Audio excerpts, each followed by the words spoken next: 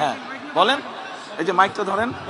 কি ভাইয়া বিষয়? আপনি আপনাকে অনেক আমি ছোটকালে দেখছি আচ্ছা আপনাদের যখন পেয়ারা গাছ ছিল কেয়ারফুল। আমি অনেক পেয়ারা চুরি করে খাইছি, আমাকে ক্ষমা করে দিবেন ভাইয়া। আচ্ছা ওটা কোনো আমি বিষয় যখন না। ছোট ছিলাম, আমি এই জায়গার স্থানীয়, মিরপুরে আমার বাড়ি। আচ্ছা। আমি ভোটার। আচ্ছা আমার এই জায়গার স্থানীয় ভাই। আচ্ছা। আমার ভাইয়াকেও চিনেন, পারভেজ পাটারি আমার ভাই, আপনার বন্ধু ছিল। এত বছর পরে হয়তো যোগাযোগ নাই ভাই। আমি দুঃখের সহিত আপনাকে বলতে চাই, আমরা অনেক অপেক্ষা করছি আপনাদের জন্য, কিন্তু আমি কখনো ফেজ হইনি, ভালোবাসছি। খালেদা জিয়া আমার আম্মার সাথে অনেক ভালো সম্পর্ক ছিল। তখন আমার আম্মার বাড়ি 178 নম্বর উত্তর ইব্রাহিমপুর। স্বৈরাচার সাচ্চু আমাদের বাসার 20 ফিট জায়গা দখল করে নিয়ে গেছে, অনেক জায়গা দখল করে নিয়ে গেছে সাচ্চু। আমি এখন বলবো, বুক ফুলায় বলবো, কারণ সাচ্চু আমাদের প্রতিবেশী, আওয়ামী লীগ ছিল, আমাদেরকে 17 বছর জ্বালায় মারছে। আমার ছোট ভাইকে জেলে নিছে, আমার মেজো ভাইকে জেলে নিছে। সবাইকে জিজ্ঞেস করে, নাম বলছি, এই সাচ্চু অনেক কিছু করছে। আমাদের 20 ফিট জায়গা 178 নম্বরে অনেক জায়গা দখল করে নিয়ে গেছে।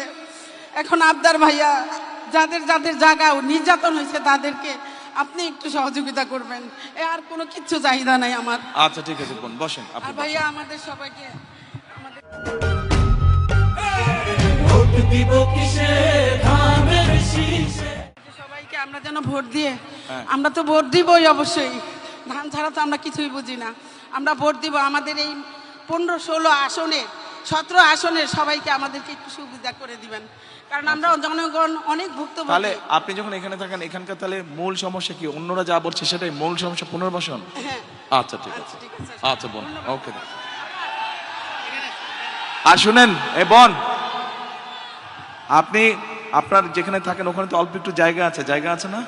বাড়ির উঠানে জায়গা নেই? আছে অল্প একটু। অল্প একটু হ্যাঁ, জায়গা? 12 কাঠা ছিল জায়গা, 3 কাঠা নিয়ে গেছে। আচ্ছা, যেইটুক জায়গা আছে ওখানে পেয়ারা গাছ লাগাবেন, পেয়ারা হলে আমাকে এনে দিবেন। ইনশাআল্লাহ। ভাইয়া ক্ষমা করে দিয়েন, অনেক পেয়ারা ঠিক আছে। খাইছি আপনাদের কাছে। ঠিক আছে, ওই পেয়ারা যেটা খাইছেন আমার গাছ থেকে নিয়ে আমাকে 2টা পেয়ারা দিয়ে যাবেন, ঠিক আছে? গাছ লাগাবেন আপনি। আচ্ছা ভাইরা, মা বোনেরা, যেই কথাটি বলছিলাম যে আমি গতকাল থেকে, বোন আজকে হবে না, আরেকদিন ইনশাল্লাহ, আরেকদিন।